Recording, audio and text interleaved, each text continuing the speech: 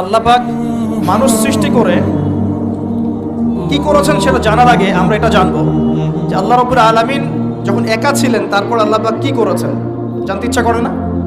আচ্ছা, আজকে আমরা হিস্ট্রিটা বলছি, শুনুন। আল্লাহ পাক একা ছিলেন, তারপর আল্লাহ সৃষ্টি করেছেন আরশে আজিম। আল্লাহ পাক সৃষ্টি করেছেন কি? আরশে আজিম। আরশ কি জিনিস? যেই আরশের ছায়ায় আল্লাহ পাক কিয়ামতের মাঠে 7 শ্রেণীর মানুষকে ছায়া দিবেন, যেদিন এই ছায়া ছাড়া অন্য কোনো ছায়া থাকবে না। আরশটাকে একটু বুঝি। একটা হাদিসের মধ্যে নবী সাল্লাল্লাহু আলাইহি ওয়াসাল্লাম বলেছেন, নবীর নাম শুনলেই দরুদ পড়বেন, বলবেন সাল্লাল্লাহু আলাইহি ওয়াসাল্লাম। নবীজি বলছেন, দেখো এই পৃথিবী থেকে প্রথম মহাবিশ্বের দূরত্ব হচ্ছে 500 বছরের পথ। কত বছর?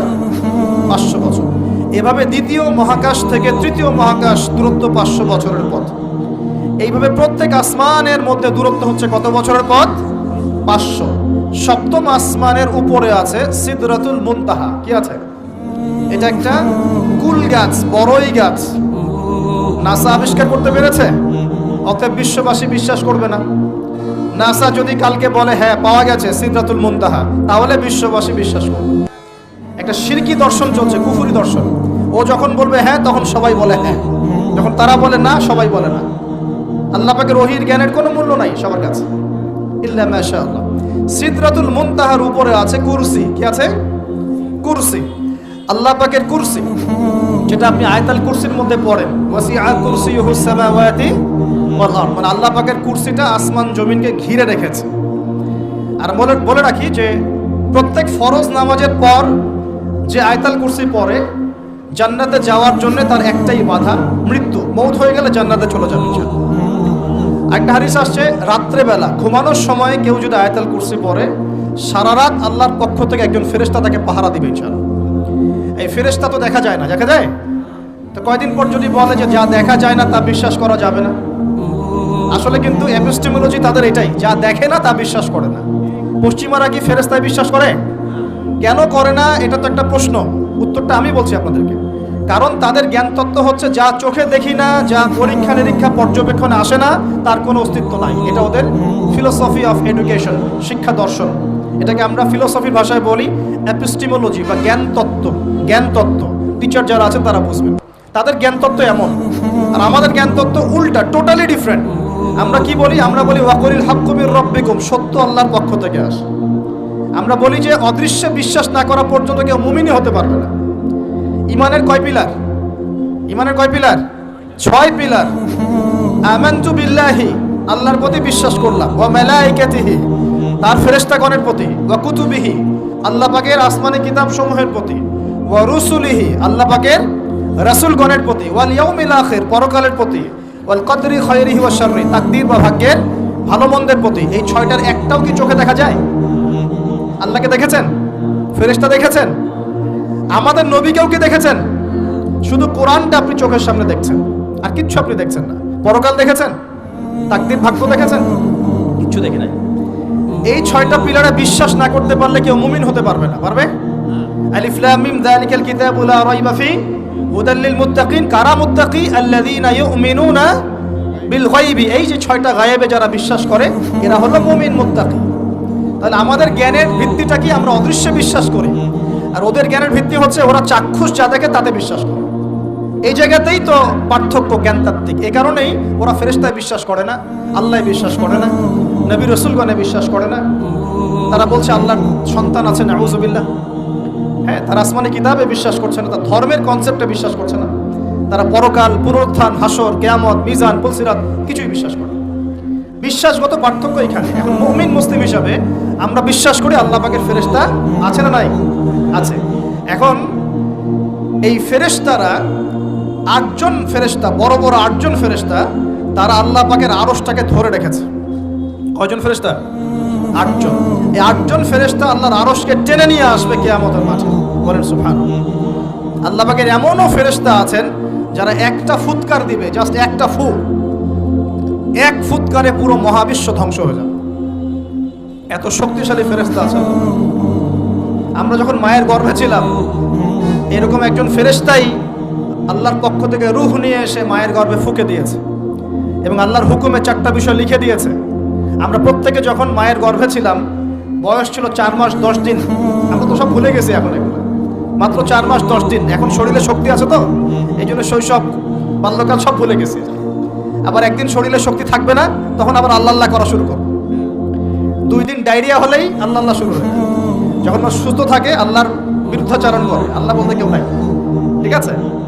তো ওই ফেরেশতা লিখে দিয়েছেন 4টা জিনিস আল্লাহর পক্ষ থেকে। 1, সেই ব্যক্তির হায়াত কতটুকু হবে। 2, দুনিয়াতে রিজিক পাবে, কি কি রিজিক পাবে। 3 নাম্বার, তার কাজগুলো কি কি হবে, দুনিয়ায় কি কি কাজ করবে সে। আর 4 নাম্বার, তার সৌভাগ্য, সে সৌভাগ্যবান হবে না দুর্ভাগ্যবান হবে, মানে জান্নাতি হবে না জাহান্নামী হবে। এটা লিখে দেওয়া হয়ে গেছে। এখন এরকম 8 জন বড় বড় ফেরেশতা আল্লাহর আরশটাকে ধরে রেখেছেন। আর আমরা বলছি কুরসির কথা। এই কুরসি আসমান জমিনকে ঘিরে আছে। আর আয়াতুল কুরসি যে ব্যক্তি তেলাওয়াত করবে ইনশাআল্লাহ তাআলা, আল্লাহর পক্ষ থেকে একজন ফেরেশতা তাকে সারা রাত পাহারা দিবে ইনশাআল্লাহ। কে অপরকে আল্লাহর জন্য মহব্বত করে। বয়ফ্রেন্ড গার্লফ্রেন্ড ট্রেডিশন বলা হচ্ছে না। বয়ফ্রেন্ড গার্লফ্রেন্ডের হারাম জেনার ভালোবাসা বলা হচ্ছে না। কি বলা হচ্ছে? দিনের জন্য, আল্লাহর জন্য দুজন পরস্পরকে ভালোবাসে, আল্লাহর জন্যই বিচ্ছেদ ঘটে। 5 নাম্বার, সেই ব্যক্তি যাকে, যুবক ভাই শোনেন ভালো করে, সেই ব্যক্তি যাকে কোনো সুন্দরী নারী জেনার জন্য ডাকে। সুন্দরী উচ্চ বংশের কোনো মেয়ে নিজেই জেনা করার জন্য ডাকে, কিন্তু যুবক বলে আমি আল্লাহকে ভয় করি, ইন্নী আখাফুল্লাহ, আমি আল্লাহকে ভয় করি। এরকম যুবক আছে এখনো বাকি সমাজে? এখন তো ইচ্ছা করেই মানুষ জেনা করে। এখন তো জেনা এত সহজ, মানুষ 1000, 1500, 2000 টাকা দিয়ে জেনা করতে পারে। এই সমাজে জেনা সহজ, বিয়ে হয়েছে কঠিন। এই সমাজে জেনাটা সহজ হয়ে গেছে, বিয়েটা কঠিন হয়ে গেছে। এই জন্য বিয়ের ঝামেলা অনেকে যেতে চায় না। জেনা করেই তো আমি যা উদ্ধার করার করছি।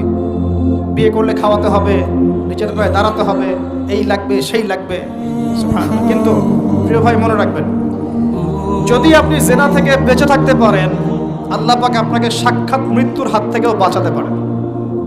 এটা আমি এমনি এমনি বলি নাই, আমি দলিল দিচ্ছি। জেনা এমন একটা পাপ, যেই পাপ থেকে যদি কোনো যুবক নিজেকে বাঁচাতে পারে, আল্লাহ পাক তাকে সাক্ষাৎ মৌতের হাত থেকেও বাঁচাতে পারবে ইনশাআল্লাহ। কিভাবে? 3 বন্ধু যাচ্ছে রাস্তা দিয়ে, হঠাৎ করে ঝড়, বন্ধু 3 জন ঢুকে গেল গুহার মধ্যে। কিসের মধ্যে? গুহায়, যে পাহাড়ি এলাকায় আপনারা থাকেন যারা, গুহার মধ্যে। হঠাৎ করে পাহাড়ের পাথর দিয়ে গুহার মুখটা বন্ধ হয়ে গেল। এখন খোলার কোনো অপশন নাই। সবাই বলছে এখন 3 জন, এখন তো আমরা বের হতে পারবো না। সবাই সবার নেক আমলের ওসিলা দিয়ে আল্লাহর কাছে দোয়া করো। কিসের ওসিলা দিয়ে? নেক আমলের ওসিলা দিয়ে দোয়া করতে হয়। হাদিস, মৃত মানুষকে ওসিলা করে তার জন্য নজর মানত জবাই করে দোয়া করতে হয় না। নিজের নেক আমলের ওসিলা দিয়ে আল্লাহর কাছে দোয়া করতে হয়। আল্লাহ পাক এখন দোয়া শুনলেন। একজন বলছে আমি আমার পিতা মাতাকে খুব খেদমত করতাম, তাদেরকে দুধ পান না করে দুধ পান করাতাম না, নিজেও করতাম না, ছেলেদেরকে করাতাম না। আল্লাহ এই কাজটা তোমার ভালো লাগলে আজকে গুহার মুখ থেকে পাথর সরিয়ে দাও। পাথর একটু সরে গেল। পাথর আল্লাহর কথা শোনে কিনা? শোনে না? সবাই আল্লাহর কথা শোনে। আগুন আল্লাহর কথা শোনে কিনা? ইব্রাহিমের জন্য আগুন ঠান্ডা হয়ে যায় নাই? আচ্ছা, তারপরে আরেকজন দোয়া করছে, আল্লাহ আমার এক কর্মচারী ছিল, তার বেতন বাকি ছিল, সে বেতন না নিয়ে চলে গেছে, আমি সেই বেতনটা দিয়ে কিছু গবাদি পশু কিনেছি। আস্তে আস্তে গবাদি পশু বেড়েছে, অনেক দিন পর সে এসেছে টাকা চাওয়ার জন্য। আমি বলেছি সবই তোমার, সব নিয়ে চলে যাও। সে বলেছে আপনি কি ফাইজলামি করতেছেন আমার সাথে? আমার টাকা আমাকে দেন। না, তোমার টাকা দিয়ে আমি এটা কিনেছিলাম, আজকে বংশবৃদ্ধি হয়েছে, সব তোমার, নিয়ে যাও। সে নিয়ে গেল। সে বলছে আল্লাহ এই কাজ যদি তোমার সন্তুষ্টির জন্য করে থাকি, আজকে আমাকে বাঁচাও। পাথর একটু সরে গেল। এবার তৃতীয় ব্যক্তি, এই ছেলে বলছে, যুবক ছেলে, আল্লাহ আমার একজন চাচাতো বোন ছিল। কে ছিল? এই যে বয়ফ্রেন্ড গার্লফ্রেন্ড, খালাতো বোন, চাচাতো বোন। এখন তো বিচ্ছিরি অবস্থা। এখন এমন একটা অবস্থা, পশ্চিমা সভ্যতার রিপোর্টগুলো পড়ে দেখি, ভাইও বোনের সাথে জেনা করে না। ওদের ওখানে নিজের আপন পিতার দ্বারাও মেয়ে সেক্সুয়াল হ্যারাসমেন্টের শিকার হয়। ওরা আমাদেরকে শেখায় এখন ভালো কোনটা মন্দ, আর আমরাও আমাদের মাথাটা কবে যে বিক্রি করে দিলাম। ওদের কাছ থেকে ভালো মন্দ শিখতে হচ্ছে, কোরআন সুন্নাহ বাদ দিয়ে ওদের কাছ থেকে ভালো মন্দ শিখতে হচ্ছে। তো চাচাতো বোনকে সে খুব ভালোবাসতো, তাকে সে পেতে চাইতো, মানে তার সাথে সেক্সুয়াল সম্পর্ক করতে চাইতো। আমাকে 1000 বা 100 স্বর্ণ মুদ্রা দিতে পারো, দিনার, তাহলে আমি তোমার সাথে সেক্স করব, মানে জেনা করবো, নাউজুবিল্লাহ। তো সেই ছেলে অনেক কষ্ট করে এই টাকাগুলো বা এই দিনারগুলো অর্জন করে, কামাই করে, দিনরাত পরিশ্রম করে, ঠিক আপনারা যেমন করছেন আর কি। তো এরপর সে তার স্বর্ণ মুদ্রা দেয়, দিয়ে বলে যে এখন আমাকে আমার কাজ করতে দাও। তখন সেই মেয়ে রাজি হয়। ঠিক যে মুহূর্তে তারা সেক্সুয়াল সম্পর্কটা করবে, ঠিক ওই মুহূর্তেই এই মেয়ে বলে ওঠে, হে আল্লাহর বান্দা, আল্লাহকে ভয় করো। আমি সারা জীবন আমার সতীত্বকে ধরে রেখেছি, কাউকে দেইনি। আমি কারোর সাথে এরকম অন্যায় করি নাই, আমি খারাপ মেয়ে নই, তুমি আমার ইজ্জতটা নষ্ট করো না। কে বলছে কথা? মেয়ে। ওই অবস্থা থেকে কি একটা ছেলের উঠে আসা সম্ভব? এটা কি এতটাই সহজ? এটা কিন্তু সহজ না। সত্যি কথা বলতে এই বিষয়টা কিন্তু এতটাও সহজ না। যারা অবিবাহিত তারা হয়তো বুঝতে পারবে না, বিবাহিতরা বুঝতে পারছে। তো ওই অবস্থা থেকে সেই টাকাগুলো না নিয়ে সেই স্বর্ণমুদ্রা মেয়েকে দিয়ে ওখান থেকে সেই ছেলে উঠে আসে আল্লাহর ভয়ে। সে এখন গুহার মধ্যে আটকা পড়েছে, আল্লাহকে বলছে, আল্লাহ ওই দিন ওই কাজ যদি তোমার সন্তুষ্টির জন্য করে থাকি, আজকে আমাকে মৃত্যুর হাত থেকে বাঁচাও। সমস্ত পাথর দপদপ করে সরে গেল গুহার মধ্যে। এটা কিন্তু কোনো গাল গল্প না, এটা বনু ইসরাইলের ঘটনা, সত্য ঘটনা। এই হাদিস থেকে আমি আপনাকে দলিল দিচ্ছি যে যদি জিনার মতো পাপ থেকে আমি সরে আসতে পারি, সাক্ষাৎ মৌত থেকে আল্লাহ বাঁচাতে পারে। প্রিয় ভাই, সেই যুবক আরশের ছায়া ছায়া পাবে যে তার যৌবনকালটাকে আল্লাহর পথে কাটিয়েছে, এবং যাকে কোনো সুন্দরী মেয়ে জেনার জন্য আহ্বান করে, সে বলে আমি আল্লাহকে ভয় করি।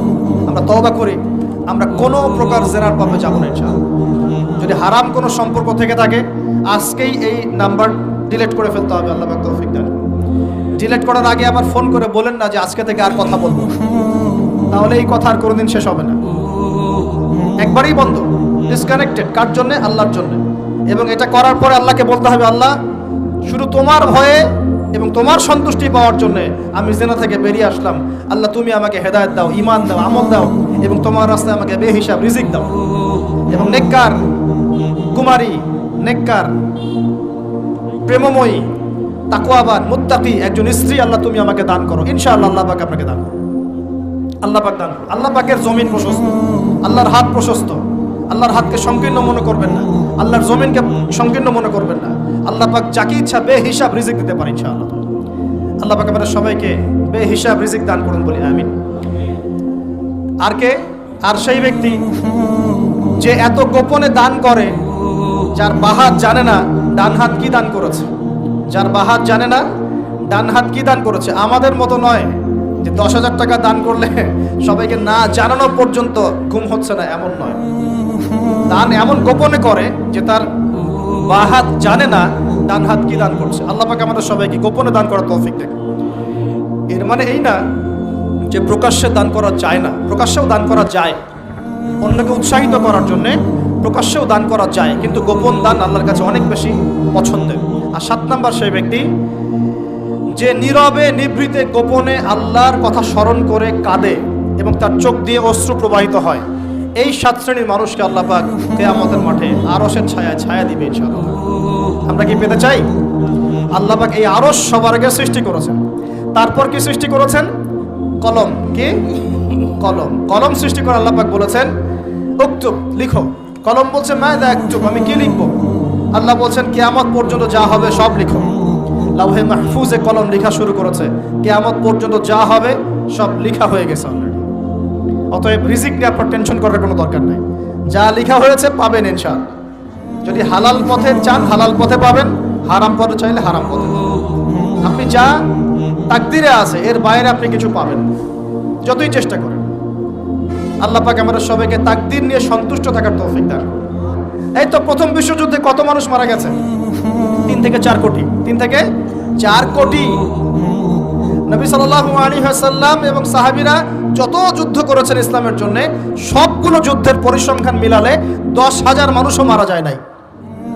10,000ও না। আর তোমাদের শুধু প্রথম বিশ্বযুদ্ধেই 3 থেকে 4 কোটি মানুষ মারা গেছে। সেকেন্ড ওয়ার্ল্ড ওয়ারে মারা গেছে 7 থেকে 8 কোটি মানুষ। ভিয়েতনাম যুদ্ধে এরকম প্রায় 4 থেকে 5 লক্ষ, আরও বেশি হতে পারে। চায়নায়, রাশিয়ায়, আপনার ইতালিতে যে বড় বড় রেভলিউশনগুলো হয়েছে, দেখবেন লক্ষ লক্ষ মানুষ মারা গেছে, লক্ষ লক্ষ। এই যে শুরু হচ্ছে ইউক্রেন রাশিয়া, এই যুদ্ধ এত তাড়াতাড়ি থামবে না, এই যুদ্ধ এত দ্রুত বন্ধ হবে না। এটা কন্টিনিউয়াসলি চলতে থাকবে। ওদের প্ল্যান ছিল সিরিয়াকে নিয়ে, সিরিয়াকে কেন্দ্র করে তার একটা মালহামা চেয়েছিল, গ্রেট ওয়ার, বিশ্বযুদ্ধ। ওটা হয়নি, আলহামদুলিল্লাহ হয় নাই, আলহামদুলিল্লাহ হয়নি। এখন নতুন পরিকল্পনা হচ্ছে এই যে ইউক্রেন রাশিয়া ইস্যু নিয়ে সারা ওয়ার্ল্ডে একটা ফেতনা সৃষ্টি করে। অলরেডি তারা ফেতনা সৃষ্টি করেই ফেলেছে। গ্যাসের দাম বেড়ে গেছে, তেলের দাম বেড়ে গেছে, এক্সপোর্ট ইম্পোর্ট কলাপস করছে, অনেক সমস্যা হচ্ছে এবং এটাকে জিয়ে রাখা হচ্ছে অস্ত্র দিয়ে, প্রযুক্তি দিয়ে, হ্যাঁ, ট্যাঙ্ক দিয়ে, সমরাস্ত্র দিয়ে ওরা জিয়ে রাখছে যুদ্ধটাকে, যে চলুক, কন্টিনিউয়াসলি চলতে থাক। কারণ তাদের উদ্দেশ্য হচ্ছে পুরো বিশ্বে একটা ম্যাসাকার যুদ্ধ লাগানো। এটা আস্তে আস্তে আপনারা বুঝতে পারেন, আমাকে কিছুই বলতে হবে না, আস্তে আস্তে আপনারা এমনি বুঝতে পারেন। সারা বিশ্বে একটা গ্রেট ওয়ার হতে পারে, যেটাকে মিলিটারি অ্যাফেয়ার্স যারা বুঝেন তারা বলেন যে নিউক্লিয়ার ওয়ার বা পারমাণবিক যুদ্ধের কথা বলেন। এটা কিন্তু আমাদের দরজায় দাঁড়িয়ে আছে। আমরা দোয়া করি এমনটা না হোক, কিন্তু হতে পারে। আমরা দোয়া করি এমনটা না হোক, কিন্তু হতে পারে। হলে কি হবে সেই চিন্তা আমাদের করতে হবে।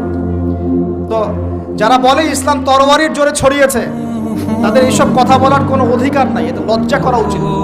কারণ শুধু ফার্স্ট ওয়ার্ল্ড ওয়ারেই 3 থেকে 4 কোটি মানুষকে তারা মেরে ফেলেছে। আমরা কি তরবারের জোরে ইসলাম প্রচার করেছি, নাকি আদর্শের জোরে হয়েছে? আদর্শ দেখে, মুসলিমদের চরিত্র দেখে, তাদের চারিত্রিক মাধুর্য দেখে, কোরআন সুন্নাহর প্রামাণ্যতা দেখে লক্ষ লক্ষ মানুষ ইসলাম কবুল করেছে, আলহামদুলিল্লাহ।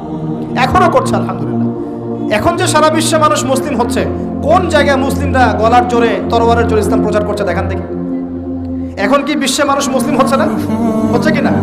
পশ্চিমা সভ্যতার মানুষরা মুসলিম হচ্ছে না? এখন কি আমরা যুদ্ধ করছি? তরবারিতে ওদেরকে ধরে রেখেছি, এই ইসলাম কবুল কর, এটা বলেছে? প্রিয় ভাইরা, যেটা বলতে চাচ্ছিলাম, ফেরেশতারা বলেছেন রক্তপাত ঘটাবে আর ফাসাদ সৃষ্টি করবে। তারা কি সঠিক না ভুল? ফেরেশতারা সঠিক না ভুল? সঠিক। তারা কি গায়েব জানতেন? উত্তর না। তারা কিসের আলোকে বলেছেন? ওই যে বাসিরা, দূরদর্শিতা। ওই জিন জাতি যা করেছে এরা তো তাই করতে পারে।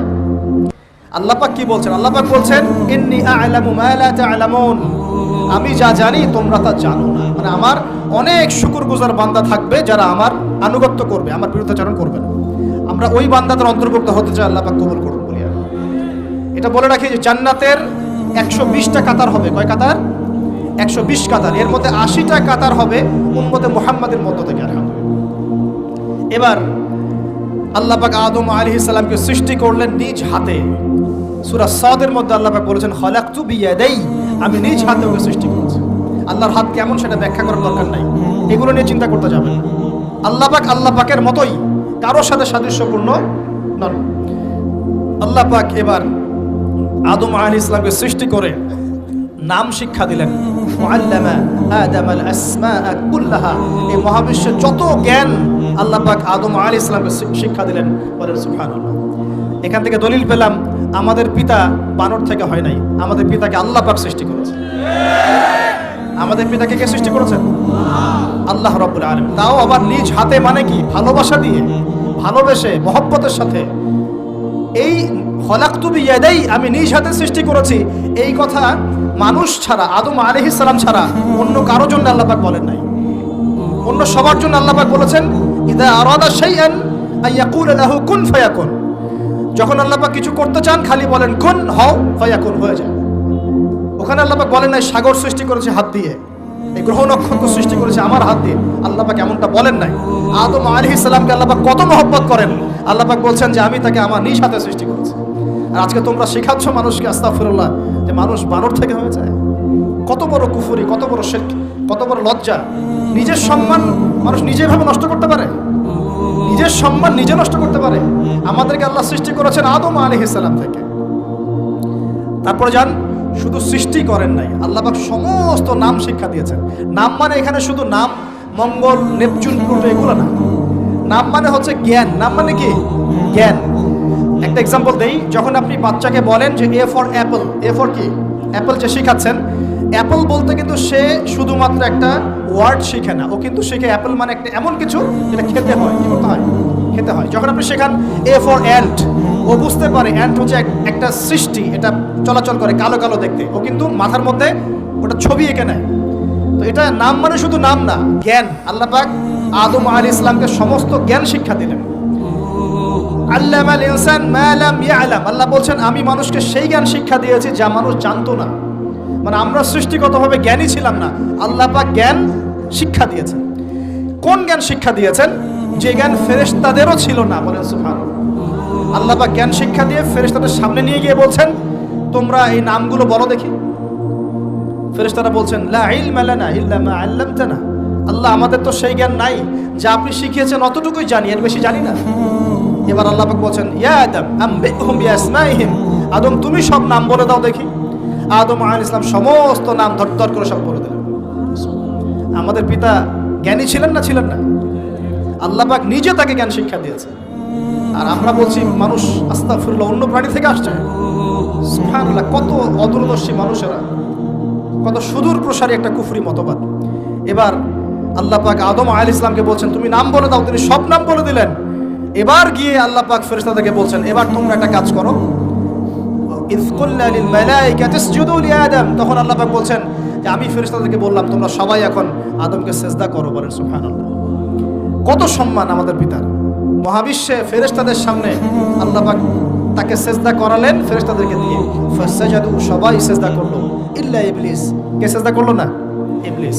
এখানে একটা বিষয় মনে রাখেন, আমাদের পিতাকে কিসের কারণে সম্মানিত করা হয়েছে? শারীরিক গঠন, চেহারার সৌন্দর্য, টাকা পয়সা, রিজিক, কোনটার কারণে? এইটাই মনে রাখবেন।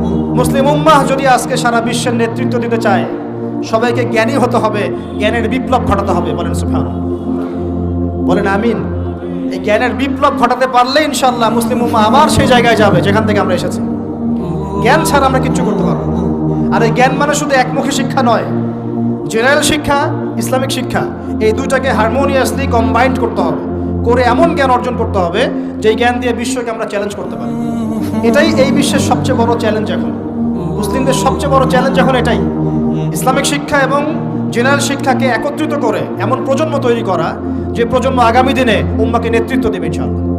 এই একটা কাজ যদি কেউ করে যেতে পারে, আল্লাহ পাক তৌফিক দেখ। আমরা দোয়া করি আল্লাহ পাক এমন নেতা আমাদের উপরে নিয়ে আসুক যারা এরকম প্রজেক্ট লঞ্চ করতে পারে। বলেন আমিন। দোয়া করতে কোনো সমস্যা? অথবা যদি কেউ হাল না ধরে, আল্লাহ পাক যেন এমন কিছু মানুষ তৈরি করে দেন যারা এই জ্ঞানতাত্ত্বিক বিপ্লব নিয়ে কাজ করবে ইনশাআল্লাহ। এটা সবচেয়ে ইম্পর্টেন্ট কাজ এখন। না হলে আজকে থেকে 20-30 বছর পরে এই প্রজন্মকে আপনি আর খুঁজে পাবেন না। দেখবেন এমন প্রজন্ম চলে আসছে যারা বলবে আল্লাহর সাথে আমাদের কোনো সম্পর্ক নাই, নামাজ পড়বে না, রোজা রাখবে না, যাকাত দিবে না, আল্লাহকে চিনবে না। দেখে নিয়েন, আমরা দোয়া করি এমনটা না হোক, কিন্তু যদি আমরা হাল ছেড়ে দিই এখন, এমনটাই হবে সব। এটা খিদিরের দৃষ্টিভঙ্গি দিয়ে আপনাদেরকে বললাম, জ্ঞানতাত্ত্বিক রেভলিউশন দরকার। যদি কেউ কোনো উদ্যোগ না গ্রহণ করে, অ্যাটলিস্ট বাসায় পারিবারিকভাবে হলেও আপনাকে শেখাতে হবে সন্তানকে, কোনো অপশন নাই। এবার ফাসাজাদু, সবাই সিজদা করেছে, ইল্লা ইবলিস। ইবলিস করে নাই। কেন করছে না? ইবলিসের সমস্যাটা কি? ইবলিসকে আল্লাহ পাক জিজ্ঞাসা করছেন, মা মানাআকা আল্লা তাসজুদা ইয আমারতুক। আমি তোমাকে আদেশ করলাম আদমকে সিজদা করতে, কে তোমাকে নিষেধ করলো সিজদা করতে? ইবলিস বলছে, বেশি চালাক, বেশি বোঝে যারা, অতিরিক্ত বুদ্ধিজীবী। ইবলিস ছিল বেশি বুদ্ধিজীবী। ইবলিস ছিল কি? অতিরিক্ত মাত্রার বুদ্ধিজীবী। আছেন আমাদের সমাজের কোন কিছু মানুষ, ও বলছে খালাকতানি মিন নার, আমাকে সৃষ্টি করেছেন আগুন দিয়ে। আগুন তো সুপিরিয়র মাটির চাইতে। ও খালাকতাহু মিন তিন, আর আপনি এই আদমকে সৃষ্টি করেছেন মাটি থেকে, কাদা মাটি দিয়ে। আমি কেন আদমকে সিজদা করতে যাব? যুক্তি, অতি যুক্তিবাদী, অতি বুদ্ধি। আল্লাহ পাক বলছেন ফাখরুজ মিনহা ফাইন্নাকা রাজিম, এখান থেকে বের হয়ে যাও, তুমি অভিশপ্ত। ফাইন্না আলাইকা লা'নাতা ইলা ইয়াউমিদ্দিন, আমার আদেশ লঙ্ঘন করার কারণে কিয়ামত পর্যন্ত তোমার উপর লানত, অভিশাপ বর্ষিত। আল্লাহ পাক তাড়িয়ে দিলেন, একদম থ্রোন অ্যাওয়ে। আমরা বলি না আউযু বিল্লাহি মিনাশ শাইতানির রাজিম? রাজিম শব্দের মানে হচ্ছে বিতাড়িত, থ্রোন অ্যাওয়ে, কার্সড, যাকে অভিশাপ করা হয়েছে। এবার ভালো করে শোনেন প্রিয় ভাইরা, ইবলিসের এই স্টেটমেন্টগুলো শোনেন। এবার ইবলিস বলছে, রব্বি আনজিরনি ইলা ইয়াউমি ইউবআসুন। এই স্টেটমেন্টটা ভালো করে শোনেন। ইবলিস বলছে রব্বি, হে আমার রব। ইবলিস বলছে রব্বি, হে আমার রব। ইবলিস বলছে রব্বি, হে আমার রব, আমাকে অবকাশ দিন। আনজিরনি, আমাকে অবকাশ দিন। ইলা ইয়াউমি ইউবআসুন, কিয়ামত দিবস পর্যন্ত। ইবলিস আল্লাহকে বিশ্বাস করে কি করে না? ইবলিস আস্তিক না নাস্তিক? বলেন। ইবলিস বলছে রব্বি। রব্বি মানে কি? হে আমার রব। রব্বি মানে রব না, রব্বি মানে আমার রব। রব্বুন মানে রব, রব্বুহু তার রব, রব্বুহুম তাদের রব। রব্বুকা মানে তোমার রব, রব্বুকুম মানে তোমাদের রব, রব্বি মানে কি আমার রব, রব্বুনা আমাদের রব। এটা গ্রামার, বুঝতে পারছেন? ইবলিস বলছে রব্বি মানে কি, হে আমার রব, আনজিরনি আমাকে অবকাশ দিন, ইলা ইয়াউমি ইউবআসুন কিয়ামত দিবস পর্যন্ত। ইবলিস নাস্তিক না নাস্তিক? তাহলে এখন বলেন তো, আমরা যারা দুনিয়াতে আল্লাহকে অস্বীকার করছি তারা ইবলিসের চেয়ে বড় না ছোট? দলিল দিলাম তো, নাকি এমনি এমনি বললাম? আচ্ছা, আল্লাহ পাক বলছেন যাও, ফাইন্নাকা মিনাল মুনজারিন, তোমাকে অবকাশ দেয়া হবে, কারণ কিয়ামত পর্যন্ত সময় আল্লাহর কাছে খুব বেশি কিছু না, মানে একদিনেরও কম, অল্প সময়, একটা সকাল একটা সন্ধ্যার মতো। ঠিক আছে, দিলাম, যাও। এবার ইবলিস চ্যালেঞ্জ করছে, এই চ্যালেঞ্জটা আমাদের সবাইকে মনে রাখতে হবে, সারা জীবন ইবলিসের এই স্টেটমেন্টটা মনে রাখতে হবে। সেটা কি? ইবলিস বলছে ফাবিমা আগওয়াইতানি, সূরা আরাফ করে দেখবেন। ইবলিস বলছে ফাবিমা আগওয়াইতানি, আপনি যে আদমের কারণে আমাকে আজকে বের করে দিলেন জান্নাত থেকে, লাআকুদান্না লাহুম সিরাতাকাল মুস্তাকিম, আমি সেই আদমের সরল পথে ওত পেতে বসে থাকবো, চুপটি খাপটি মেরে বসে থাকবো, খাপটি মেরে ওর জন্য বসে থাকবো। আর সুম্মা লাতিয়ান্না মিন বাইনি আইদিহিম, আমি অবশ্যই তার সামন থেকে আসবো। সুম্মা লাতিয়ান্নাহুম মিন বাইনি আইদিহিম, আমি আদম সন্তানদের সামন থেকে আসবো, সামন থেকে মানে সরাসরি ওয়াসওয়াসা দিব। ওয়া মিন খালফিহিম, পেছন থেকে আসবো মানে পিছন থেকে ওয়াসওয়াসা দিব। ওয়া আন আইমানিহিম, ডান দিক থেকে ওয়াসওয়াসা দিব। ওয়া আন শামাইলিহিম, বাম দিক থেকে আসবো। ওয়া লা তাজিদু আকসারাহুম শাকিরিন, আপনি বেশিরভাগ আদম সন্তানকে শুকরগুজার পাবেন না। ইবলিস ঠিক বলেছে না ভুল বলেছে? বেশিরভাগ মানুষ নামাজ পড়ে না, বেশিরভাগ মানুষ সুদ খায় কি খায় না, বেশিরভাগ মেয়ে এখন বেপরদায় চলে কি চলে না, বেশিরভাগ মানুষ এখন অন্যায় করে কি করে না, বেশিরভাগ মানুষই আল্লাহ থেকে দূরে চলে। ইবলিস কিন্তু ঠিকই বলেছে, ঠিক বলে নাই? আচ্ছা, আল্লাহ পাক বলছেন ঠিক আছে যাও, তোমার চ্যালেঞ্জ তোমার জায়গায়, তবে আমার বান্দারা যদি সারা জীবনও অন্যায় করার পরে একবার, যদি খালি একটাবার মন থেকে তাওবাতান নাসুহা মানে প্রকৃত তওবা করে, খালেস তওবা করে, আল্লাহর কাছে ফিরে আসে, বলে আস্তাগফিরুল্লাহ, আল্লাহ আমাকে মাফ করে দাও, রব্বিগফির ওয়ারহাম, আল্লাহ মাফ করো, ক্ষমা করো, আস্তাগফিরুল্লাহাল্লাযী লা ইলাহা ইল্লা হুয়াল হাইয়ুল কাইয়ুম ওয়া আতুবু ইলাইহি, বা আমার কাছে একটাবার যদি মাফ চায়, ক্ষমা চায়, তার সারা জীবনের গুনাহ আমি মাফ করে দেব। আর কি চাই? ওই যে বললাম না, আমাদেরকে ভালোবেসে আল্লাহ সৃষ্টি করেছেন। এবার ইবলিস চলে গেল, আর আদম আলাইহিস সালামের পাঁজর থেকে আল্লাহ পাক সৃষ্টি করলেন হাওয়া আলাইহিস সালাম। বলে সুবহানাল্লাহ। কারণ সঙ্গিনী ছাড়া আমরা চলতে পারবো না, পারবো? যারা চিরকুমার সঙ্গে নাম লেখাচ্ছ, এগুলো থেকে বের হয়ে আসো। এখন চিরকুমার থাকার টেন্ডেন্সি মানুষের, চিরকুমার থাকতে হবে কেন? সঙ্গীর দরকার আছে কি নাই? আছে। একা একা লাগে, মানুষ একা একা চলতে পারে না। ইব্রাহিম আলাইহিস সালাম একা চলে আসছেন, তার সাথে সারা আলাইহিস সালাম ছিলেন। আমাদের নবীজি যখন একা, তার সাথে খাদিজা রাদিয়াল্লাহু আনহা ছিলেন। ঠিক আছে? ঠিক একইভাবে আদম আলাইহিস সালাম একা একা জান্নাতে, আল্লাহ পাক তার পাঁজর থেকে সৃষ্টি করলেন কাকে? হাওয়া আলাইহিস সালাম। বলে রাখি, হাওয়া আলাইহিস সালাম ছিলেন পৃথিবীর সবচেয়ে সুন্দরী নারীদের একজন। দুজন নারীকে সবচেয়ে সুন্দরী বলা হয়, কয়জন? একজন হাওয়া আলাইহিস সালাম, আর একজন ইব্রাহিম আলাইহিস সালামের স্ত্রী সারা আলাইহিস সালাম। মনে থাকবে? এখানে মনে রাখবেন, নিজে যদি পবিত্র থাকেন, নিজের চরিত্রকে পবিত্র রাখেন, ইনশাআল্লাহ আপনি সব দিক থেকে ভালো একজন মেয়ে পাবেন। নিজের চরিত্র ঠিক থাকবে না, জেনা করবেন, 10 ঘাটের পানি খেয়ে আসবেন, দেখবেন যাকে বিয়ে করেছেন ও 15 ঘাটের পানি খেয়ে আসে। সতর্ক থাকবেন, আল্লাহ পাক হেফাজত করুন, বলি আমিন। এবার তারা দুজন জান্নাতে থাকতে লাগলেন। আল্লাহ পাক বলছেন, মনোযোগ দেন, আল্লাহ বলছেন যে তোমরা দুজন জান্নাতে থাকো, ফাকুলা মিনহা রাগাদান হাইসু শি'তুমা, জান্নাতে যা ইচ্ছা তোমরা খাও, কোনো সমস্যা নেই, থাকো, খাও। ওয়ালা তাকরাবা হাদিহি শাজারা, কিন্তু একটা আদেশ করছি তোমাদেরকে, এই যে গাছটা দেখছো, এই গাছের কাছেও যাবে না। শব্দগুলো বোঝার চেষ্টা করো। আল্লাহ পাক বলছেন না যে গাছের ফল খাবে না, আল্লাহ পাক বলছেন গাছের কাছেও যাবে না।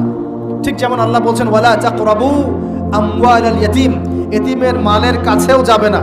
আল্লাহ বলছেন না এতিমের মাল খেও না। আল্লাহ বলছেন ওয়ালা তাকরাবু জিনা, জেনার কাছেও যেও না। আল্লাহ কিন্তু বলছেন না জেনা করো না। ঠিক একই ভাষায় আল্লাহ পাক বলছেন ওয়ালা তাকরাবা হাদিহি শাজারা, তোমরা দুজন এই গাছের কাছেও যাবে না। That's all. আর কোনো সমস্যা নাই, জান্নাতে থাকো। এবার তারা জান্নাতে থাকতে লাগলেন। থাকতে থাকতে এক পর্যায়ে ইবলিস ওয়াসওয়াসা দেওয়া শুরু করলো। কি ওয়াসওয়াসা দিল যে আমাদের পিতা মাতা সেখানে চলে গেলেন? ভাবার বিষয় তো নাকি? কি এমন বললো ইবলিস যে তা আমাদের পিতা মাতা রিসিভড হয়ে গেলেন?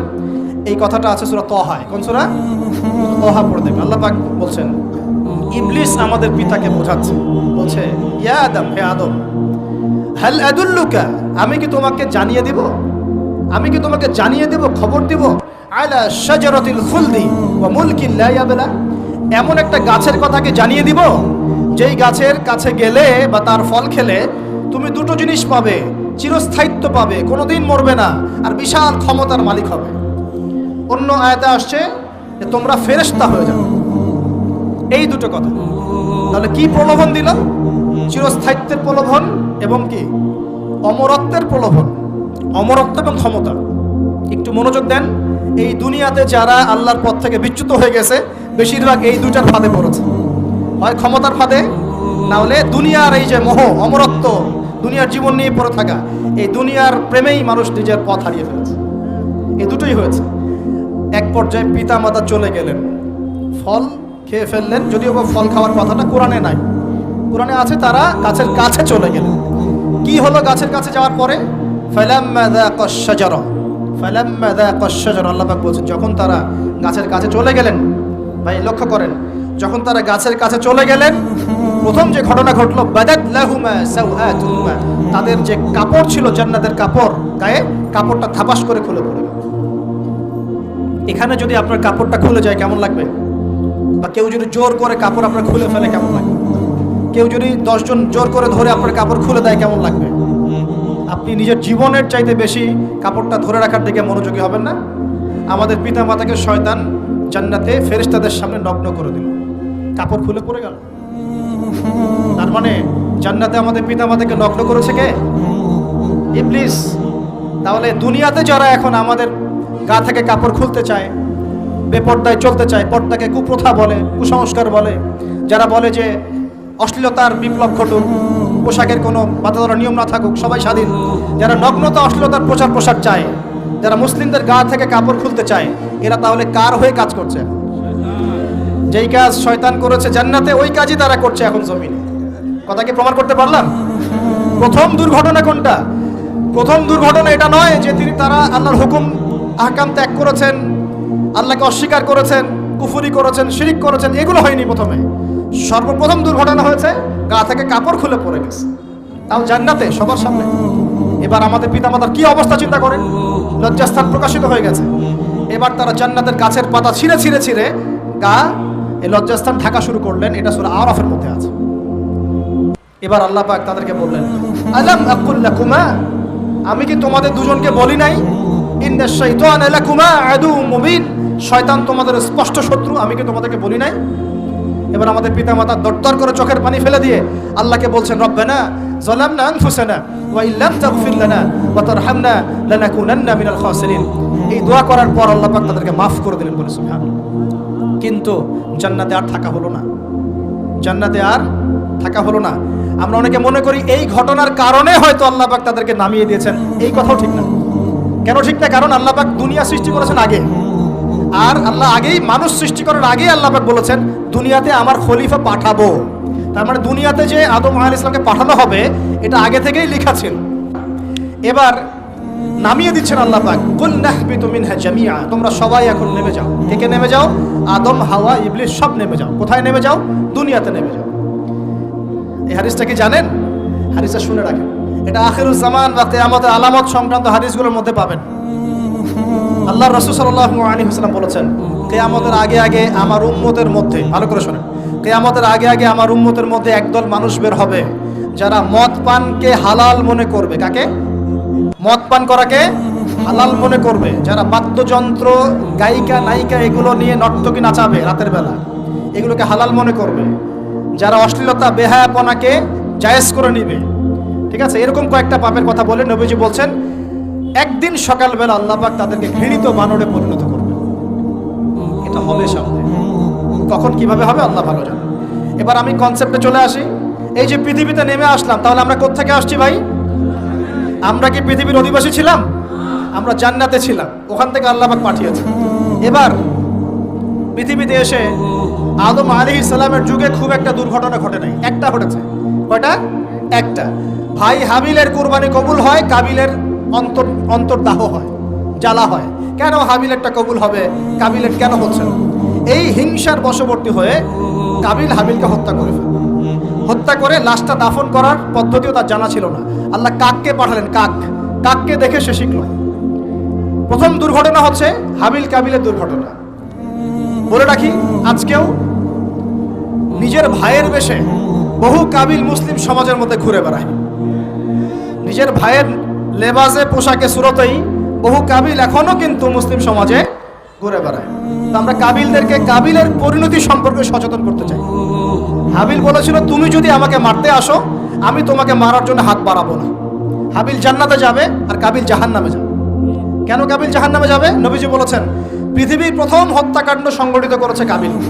এ কারণে পৃথিবীতে যত খুন হবে, সমস্ত খুনের পাপের একটা অংশ কাবিলের আমল নামায় যোগ করা হবে। বলেন নাউজুবিল্লাহ। একটা কথা মনে রাখবেন, সদকায়ে জারিয়া যেমন আছে, গুনাহে জারিয়াও আছে। একটা মদের দোকান দিয়েছেন, যত মানুষ মদ খাচ্ছে, সমস্ত গুনার একটা অংশ আপনার কাছে আসছে। সিনেমা হল করেছেন, মানুষ সারাদিন নেকটা ছবি দেখে, নগ্ন ছবি দেখে, যত মানুষ এখানে পাপ করবে, সমস্ত পাপের একটা অংশ আপনার কাঁধে যাবে। আবার একটা মাদ্রাসা করেছেন, যত মানুষ এখানে দ্বীনি ইলম শিখবে, এই নেকির একটা অংশ আপনি পাবেন। মরে গেলেও কবরে পাবেন ইনশাআল্লাহ। আল্লাহ পাক আমাদের সবাইকে সদকায়ে জারিয়া করার তৌফিক দেন, গুনাহে জারিয়া থেকে বাঁচিয়ে রাখুন। খুব খেয়াল রাখবেন, আল্লাহ পাক আমাদের হেফাজত করুন বলি আমিন। এবার ওই যুগ শেষ, নূহ আলাইহিস সালামের যুগ। এই যুগে আল্লাহর একই সুন্নত। নূহ আলাইহিস সালাম 950 বছর দাওয়াত দিলেন, 40টা বা 80টা পরিবার ইসলাম কবুল করেছে, বাকিরা করে নাই। যারা করে নাই আল্লাহ পাক তাদেরকে ডুবিয়ে মারলেন, যারা করেছে আল্লাহ পাক উদ্ধার করলেন। সোজা কথা। আজকে সারা পৃথিবীতে যত মানুষ আমরা বেঁচে আছি না, আমরা কোনো না কোনোভাবে ওই 80 পরিবারের সদস্য। আমরা ভাই ভাই, আমরা ওই ফ্যামিলি, 80 ফ্যামিলির অন্তর্ভুক্ত। কিরকম করে? নূহ আলাইহিস সালামের 4 সন্তান ছিল। কয় সন্তান? এক সন্তানের নাম হচ্ছে হাম। কি নাম? হাম। হাম ছিল একটু কালো বর্ণের। হামকে দিয়ে আফ্রিকার কন্টিনেন্টে যত মানুষ দেখছেন, ব্ল্যাক স্কিনের, কালো স্কিন, এরা সবাই হামের বংশধর। মজা না বিষয়টা? মানুষের অস্তিত্ব পৃথিবীতে, ইতিহাস, এগুলো খুব ইন্টারেস্টিং টপিক। ইতিহাস পড়তে থাকলে আপনি ডুবে যাবেন। কত কি যে বিশ্ব হয়েছে আর কত কিছু হবে সামনে, সুবহানাল্লাহ। তখন আপনার অস্তিত্ব জানান দিবে যে আমি কত ক্ষুদ্র, মহাবিশ্ব কত বড়, আল্লাহ কত বড়, কত সময় চলে গেছে আর আমি এই সময় কি করছি। এক ভাইয়ের নাম শাম। এই শামকে কেন্দ্র করে এই আরবের যে মানুষগুলো আছে, আরব, অ্যারাবিয়ান, এরা শামের বংশধর। আরেক ভাইয়ের নাম ইয়াফাস। কি নাম? ইয়াফাস। ইয়াফাসের বংশধর হচ্ছে পশ্চিমারা, মানে রোমক যারা, তারা। আরেক ভাইয়ের নাম ছিল কেনান। কি নাম? কেনান। এই ইমান নিয়ে আসে নাই, ওই যে প্লাবনে ডুবে মরে গেছে। মরে যাওয়ার পরে আদম আলাইহিস সালাম বলেছিল, আল্লাহ আমার পরিবারের অন্তর্ভুক্তকে মাফ করে দাও। আল্লাহ বলছেন, লাইসা মিন আহলিক, সে তোমার পরিবারের কেউ না। নবীর সন্তান হয়েও, নবীর সন্তান হওয়ার পরেও ইমান না আনার কারণে সে জাহান্নামে গেছে। আর আমরা আর কি এমন মানুষ, অমুক আলেমের সন্তান, অমুক বক্তার সন্তান, হ্যাঁ, অমুক পীরের নবাবজাদা, অমুক তমুক, এইসব বড়াই করে লাভ নেই। আমল, আকীদা, ঈমান যদি ঠিক না থাকে, আমাদের বংশ পরিচয় আমাদেরকে বাঁচাতে পারবে, আমাদের দেশ, জাতীয়তাবাদ, বর্ণ বাঁচাতে পারবে না। যার যার কবরে তাকে তাকে যেতে হবে। নিজের আমল নিয়ে ফিকির করেন, নিজের কবর নিয়ে ফিকির করেন, অন্যের দিকে চোখ দেওয়া বন্ধ করেন, আগে নিজের কবরে ফিকির করেন। আল্লাহ পাক সবাইকে তৌফিক এনায়েত করুন বলি। যারা বুদ্ধিমান তারা নিজেকে নিয়ে ব্যস্ত থাকে, যারা অহংকারী, উদ্ধত, এরা মানুষের পিছনে পড়ে থাকে। আল্লাহ পাক আমরা সবাইকে নিজের চেহারা আয়নায় দেখার তৌফিক দান করুন। প্রিয় ভাইরা, নূহ আলাইহিস সালামের যুগ চলে গেল, 950 বছর দাওয়াত দেওয়ার পরে এই পরিণতি হয়েছে। এরপরে আসছে ইব্রাহিম আলাইহিস সালামের সময়। আল্লাহ পাক তাকে উদ্ধার করেছেন, অগ্নি পরীক্ষা থেকে বাঁচিয়েছেন। নমরুদকে আল্লাহ পাক ধ্বংস করেছেন। আল্লাহ পাক এরপরে এনেছেন আদ জাতি। আদ জাতির হুদ আলাইহিস সালাম এবং তার অনুসারীদেরকে আল্লাহ পাক বাঁচিয়েছেন, বাকিদেরকে ধ্বংস করে দিয়েছেন ঝড় দিয়ে, বায়ু প্রবাহ দিয়ে। সামুদ জাতি এসেছে, সামুদ জাতিকে আল্লাহ পাক ধ্বংস করেছেন বজ্রপাত দিয়ে, বিদ্যুৎ দিয়ে। আর সালেহ আলাইহিস সালাম এবং তার অনুসারীদেরকে বাঁচিয়ে দিয়েছেন। ফেরাউনের যুগ এসেছে, আল্লাহ পাক মূসা আলাইহিস সালাম এবং বনু ইসরাঈলকে বাঁচিয়েছেন, ফেরাউনকে ডুবিয়ে মেরেছেন লোহিত সাগরে। ঈসা আলাইহিস সালামের যুগ আসছে, একই সুন্নত। ঈসা আলাইহিস সালামকে আল্লাহ পাক শুধু রক্ষাই করেন নাই, নিজের কাছে উঠিয়ে নিয়েছেন। সুবহানাল্লাহ। তিনি আবারও আসবেন পৃথিবীতে ইনশাআল্লাহ। যতদিন না তিনি আসছেন এবং এই পৃথিবীতে 40 বছর রাজত্ব না করছেন, কিয়ামত হবে না ইনশাআল্লাহ। যতদাদের মধ্যে প্রায় 20 থেকে 25 লক্ষ মানুষকে হত্যা করা হয়েছে। বাইতুল হিকমা ধ্বংস করে দেওয়া হয়েছে, লাইব্রেরি ধ্বংস করে দেওয়া হয়েছে, বইপত্রকে নদীতে ফেলে দেওয়া হয়েছে। তারা ছিল উগ্র জাতি। মঙ্গোলিয়ানদের নাম শোনে নাই? হালাকু খান নাম শুনেছেন? চেঙ্গিস খান, হালাকু খান নাম শোনে নাই? ওদের হাতে মুসলিমদের ব্যাপক দমন পীড়ন সহ্য করতে হয়েছে। এভাবে যুগে যুগে তারপর ক্রুসেডাররা আসছে। ক্রুসেড একটা, দুইটা, তিনটা ক্রুসেড হচ্ছে। আস্তে আস্তে উসমানীয়দের রাইজিং হয়েছে, ফাতেমি খেলাফত এসেছে, মামলুকদের শাসন এসেছে, এদিকে মোগলরা শাসন করেছে, কর্ডোভার দিকে আব্দুর রহমান তারা শাসন করেছে। মানে এক কথায় সারা বিশ্বে মুসলিম শাসন ছিল। অটোমান এম্পায়ার 1923 এই সময়ের দিকে, 1914 থেকে 1923 এই সময় পর্যন্ত অটোমান এম্পায়াররাই বিশ্বে ছিল। তারপরে মুসলিমরা আস্তে আস্তে রাষ্ট্র ভাগ করে ফেলেছে। প্রত্যেক রাষ্ট্র টুকরা টুকরা হয়ে গেছে, ইউনিটি নষ্ট হয়ে গেছে, রাষ্ট্রের ভিতরে বিভিন্ন ফাসাদ তৈরি করে দেওয়া হয়েছে, মুসলিমদের ঐক্য ভেঙে গেছে, ইকোনমি দুর্বল হচ্ছে। সব মিলিয়ে আজকে মুসলিমদের আজকে এই অবস্থা হচ্ছে। আমাদের এখন যুবকরা চিনে না আল্লাহকে, নামাজ পড়তে মানুষ খুঁজে পাওয়া যাচ্ছে না, যাকাত দেওয়ার মানুষ পাওয়া যায় না, রমজান মাসে পার্ট টাইম রোজা রাখে, পার্ট টাইম তারাবি পড়ে, পার্ট টাইম জুমায় আসে, পার্ট টাইম ঈদে নামাজ পড়ে। প্রজন্ম আস্তে আস্তে এই জায়গায় চলে আসছে, আল্লাহকে চিনে না, রাসূলকে চিনে না, ইসলামের হিস্ট্রি জানে না, আমাদের শেকড় জানে না। এমনি এমনি হয়নি, লাস্ট 100 বছরে এই জায়গায় আমরা আসছি। লাস্ট 100 বছরের হিস্ট্রি ভালো করে পড়ে দেখবেন, বলার সময় নাই এখানে। লাস্ট 100 বছরের হিস্ট্রি পড়ে দেখবেন, যে জায়গায় আমরা ছিলাম সেখান থেকে একদম তলানিতে নেমে চলে আসছি। এখন প্রশ্ন হচ্ছে, এই অবস্থায় কি চিরস্থায়ী থাকবো, নাকি এখান থেকে আমরা সামনে যাব? সামনে যে এমনি এমনি যাওয়া হবে না এটা নিশ্চিত। সামনে যাওয়ার জন্য কিছু কাজ এবং ক্রাইটেরিয়া মেনটেন করতে হবে। আমরা জানি এরপরে আসবে ইমামুল মাহদির শাসন, তারপরে আসবে নবী ঈসা আলাইহিস সালামের শাসন, তারপরে দাজ্জালকে মেরে ফেলা হবে। আর দাজ্জালকে মেরে ফেলার আগে দাজ্জাল তার অনুসারীদেরকে নিয়ে বিশ্ব শাসন করবে 40 বছর। সরি, 40 বছর না, 40 দিন। 40 দিন। প্রথম দিন হবে 1 বছরের সমান, দ্বিতীয় দিন হচ্ছে 1 মাস, তৃতীয় দিন 1 সপ্তাহের সমান। তারপরের দিনগুলো আমাদের দিনের মতোই। এরপর ঈসা আলাইহিস সালামের আগমনের মধ্য দিয়ে তার ধ্বংস হবে। এরপর ইয়াজুজ আর মাজুজ বের হবে। ইয়াজুজ আর মাজুজ খুব হিংস্র হবে, তাদেরকে হত্যা করার ক্ষমতা মুসলিমদের থাকবে না। মুসলিমরা তুর পাহাড়ে আশ্রয় নেবে, আল্লাহ পাকের গজবে তাদের ঘাড়ের মধ্যে একটা ভাইরাস জন্ম নেবে, এতে তারা মারা যাবে। বড় বড় নখরওয়ালা প্রাণী আল্লাহ পাঠাবেন, পাখি, এরা এসে এদেরকে উঠিয়ে উঠিয়ে কোনো জায়গায় ফেলে দিবে, মহাবিশ্বের কোনো এক জায়গায় এনে ফেলে দিবে। তারপর আল্লাহ পাক বৃষ্টি বর্ষণ করবেন, প্রচুর বৃষ্টি বর্ষিত হবে এবং বিশ্বের এই জমিনটা উর্বর হবে। তখন একটা ডালিম দেখেছেন ডালিম? একটা ডালিম একটা পরিবার খাবে, একটা ডালিমের খোসার মধ্যে একটা পরিবার আশ্রয় নিতে পারবে, এত বড় বড় ফসল হবে। 40 বছর ঈসা আলাইহিস সালাম এই বিশ্বকে শাসন করবেন ন্যায়ের ভিত্তিতে, আদালতের ভিত্তিতে। ঘাটে মহিষে এক ঘাটে পানি খাবে, বাঘে মহিষে এক ঘাটে পানি খাবে, কেউ কারোর উপর জুলুম করবে না। এরপর তার বিয়ে শাদী হবে, সন্তান হবে এবং তার ইন্তেকালও হবে স্বাভাবিকভাবে, এবং তাকে দাফন করা হবে নবী মুহাম্মদ সাল্লাল্লাহু আলাইহি ওয়াসাল্লামের কবরের পাশে, রওজার পাশে। এরপরে মানুষ আবার খারাপ হওয়া শুরু করবে, এতটা খারাপ হবে যে মানুষ রাস্তার মোড়ে মোড়ে জেনা ব্যভিচারে লিপ্ত হবে, কুকুর শিয়ালের মতো। এই অবস্থায় পশ্চিম দিক থেকে সূর্য উঠবে এবং ব্যবসায়ী ব্যবসা করতে বসেছে, কাপড় খুলেছে, এই কাপড় গুটিয়ে নেওয়ার আগে কিয়ামত হয়ে যাবে। একজন ব্যক্তি পানির বোতল খুলেছে, পানি মুখে দেওয়ার আগেই কিয়ামত হয়ে যাবে। একজন ব্যক্তি বাসা থেকে বের হয়েছে, বাসায় ফেরত যাওয়ার আগে কিয়ামত হয়ে যাবে। উটকে পানি পান করানোর আগে কিয়ামত হয়ে যাবে। ওই সময় তওবার দরজা বন্ধ হয়ে যাবে। এই ইসরাফিল আলাইহিস সালাম সিংহায় ফুঁক দিয়ে দিবেন, মহাবিশ্ব ধ্বংস হয়ে যাবে। আল্লাহ পাক দ্বিতীয় ফুৎকারের মধ্য দিয়ে আবার সবাইকে উঠাবেন এবং এই দুনিয়ার জীবনে আমরা যে কাজগুলো করেছি এর হিসাব আমাদেরকে দিতে হবে। সেদিন যদি আমরা আল্লাহর কাছে প্রত্যেকটা কাজের হিসাব দিতে পারি, কোরআন সুন্নাহর উপর থাকতে পারি, আল্লাহর বিধিবিধান মেনে চলতে পারি, এই কারাগারের জীবনে আল্লাহর বিধান মেনে চলতে পারি, ইনশাআল্লাহ যেই জান্নাত থেকে আসছি আবার সেখানে ফিরে যাবো ইনশাআল্লাহ। আর যদি ওই দিন আমরা হিসাব দিতে ব্যর্থ হই, আল্লাহ না করুক, তাহলে ওই ইবলিসের সাথে, তার অনুসারীদের সাথে আমাদের সবাইকে জাহান্নামে থাকতে হবে বলে নেওয়া হয়েছে। এভাবে হিস্ট্রি শুরু হয়েছে, হিস্ট্রি শেষ হবে। এই দুনিয়া চিরস্থায়ী হবে না, আর আমাদের অবস্থা এমন থাকবে না। এখন শেষ কথা হচ্ছে, এই অবস্থা থেকে উত্তরণের জন্য আমাদের কি করণীয় আছে? উত্তর, আমাদের প্রথম দরকার জ্ঞান চর্চা। কি দরকার ভাই? জ্ঞান চর্চা, প্রচুর জ্ঞান চর্চা প্রয়োজন। জ্ঞান নাই কিছুই করতে পারবো। দ্বিতীয় কাজ হলো আমাদের সবার দরকার জানা অনুযায়ী আমল করা। জানা অনুযায়ী আমল করা, যে যত বেশি জানি আমল করার চেষ্টা করি, আল্লাহ পাক তৌফিক দান করুন। এরপর দরকার আদর্শ পরিবার গড়ে তোলা। পারিবারিক আদর্শ সুন্দর হলে পরে সমাজটা সুন্দর হবে ইনশাআল্লাহ। আল্লাহ পাক আমাদের সবাইকে আদর্শ পরিবার গড়ার তৌফিক দান। দিনদার মেয়েকে বিয়ে করবেন, দিনদার ছেলেকে বিয়ে করবেন, অল্পে তুষ্ট থাকবেন, পরিবারের বিষয়ে সবর করবেন এবং সন্তান সন্ততিদেরকে মানুষ করে যাওয়ার চেষ্টা করবেন। এরপর দরকার আমাদের হালাল রিজিক। সবাই যদি হালাল রিজিকে সন্তুষ্ট থাকি, সমাজের মধ্য থেকে অন্যায় এমনি অটোমেটিক কমে যাবে ইনশাআল্লাহ। প্রত্যেকটা কাজ করার আগে চিন্তা করব কিভাবে করলে হালাল হবে, কিভাবে করলে হারাম হবে।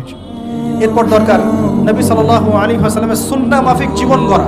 24 ঘন্টার দিন রাতে যে কাজগুলো আছে, এই কাজগুলোকে নবীর সুন্নত অনুযায়ী করার চেষ্টা করব। আল্লাহ পাক তৌফিক দান করুন বলি আমি। আরও দরকার আমর বিল মারুফের কাজ করা, মানে সৎ কাজে আদেশ করা। আমাদের সবাইকেই দাওয়াতি কাজ করতে হবে। একজন দুজন করবে, বাকিরা করবে না এমন নয়, সবাইকেই পার্ট টাইম হলেও দাওয়াতি কাজ করতে হবে। নামাজ আপনি পড়ছেন, নামাজের দাওয়াত দেন। আপনি যাকাত দিচ্ছেন, যাকাতের দাওয়াত দেন। আপনি রমজান মাসে রোজা রাখছেন, অন্য ভাইকেও রোজা রাখতে উৎসাহিত করেন। আপনি সুদ খাচ্ছেন না, অন্য ভাইকেও নিষেধ করেন, ভাই আপনিও খায় না। আমি যা করি সেটা আপনি অবশ্যই প্রচার করবেন, আপনি যা করেন সেটা আপনি প্রচার করবেন, যা করেন না সেটা বলতে যাওয়ার দরকার নেই। তবে হ্যাঁ, আমলের কথা আপনি বলতেই পারেন। যদি আপনি তাহাজ্জুদ নিয়মিত পড়তে নাও পারেন, মানুষকে আপনি বলতে পারবেন তাহাজ্জুদে নামাজ পড়েন, তাহাজ্জুদ নামাজ পড়া ভালো। ইনশাআল্লাহ আস্তে আস্তে আপনি নিজেও আমল করার চেষ্টা করবেন। আল্লাহ পাক তৌফিক দান করুন। আমর বিল মারুফ, সৎ কাজে আদেশ করতে হবে। আরেকটা হচ্ছে অসৎ কাজে নিষেধ করতে হবে। সৎ কাজে শুধু আদেশ করলেই হয় না, অসৎ কাজেও কি করতে হয়? নিষেধ করতে হয়। মনে রাখবেন, শুধু সৎ কাজে আদেশ করলেই জীবনেও কোনোদিন আপনার উপর কোনো বালা মুসিবত, বিপদ আপদ, গালি তহমত আসবে না। যখন আপনি সৎ কাজে আদেশের সাথে সাথে অসৎ কাজেও নিষেধ করা শুরু করবেন, তখন চতুর্দিক থেকে আপনার উপরে বাধা আসা শুরু হবে। এটাই সুন্নত। তবে এটা নবীর সুন্নত। আল্লাহ পাক বলছেন, কুনতুম খায়রা উম্মাহ উখরিজাত লিন-নাস তা'মুরুনা বিল মা'রুফ ওয়া তানহাউনা আনিল মুনকার ওয়া তু'মিনুনা বিল্লাহ। আর আমাদের দায়িত্ব হচ্ছে পরবর্তী প্রজন্মকে মানুষ করে যাওয়া, নিজেদের জান মাল সময় শ্রম দিয়ে আল্লাহর জমিনে আল্লাহর দিনটাকে প্রচার করা, প্রসার করা, প্রতিষ্ঠার চেষ্টা করা এবং চরমপন্থী না হওয়া, আবার গোলালু মার্কা শৈথিলতাবাদীও না হওয়া, মধ্যমপন্থী থাকা, নিজের দায়িত্ব পালন করা, অন্যকে দিনের দিকে ডাকা। আমাদের ঊর্ধ্বতন কর্তৃপক্ষ যারা থাকবে সবার সামনে ইসলামটাকে যুগোপযোগীভাবে সত্য মিথ্যাকে স্পষ্ট করে দিয়ে উপস্থাপন করা। তারা যদি কবুল করে আলহামদুলিল্লাহ, যদি নাও করে তাদের দায়িত্ব তাদের, আমাদের দায়িত্ব আমাদের। That's all. আল্লাহ রাব্বুল আলামিন আমাদের সবাইকে কোরআন সুন্নাহ মাফিক জীবন করার তৌফিক দান করুন বলি আমিন। আমাদের সবাইকে আল্লাহ পাক পুরো ওয়ার্ল্ড হিস্ট্রি পড়ার তৌফিক দান করুন। কোরআনের জ্ঞানী হওয়ার তৌফিক দেখ, এর অর্থ বোঝার তৌফিক দান করুন। নবীর সুন্নাহ মাফিক জীবন করার তৌফিক দান করুন। হালাল খাওয়ার তৌফিক দেখ, আদর্শ পরিবার গড়ার তৌফিক দান করুন এবং দিন ইসলামকে বিজয়ী করার জন্য আমাদের জানমাল সময় শ্রম ব্যয় করে আল্লাহর পথে কাজ করার তৌফিক এনায়েত করুন। সকলেই বলে আমিন।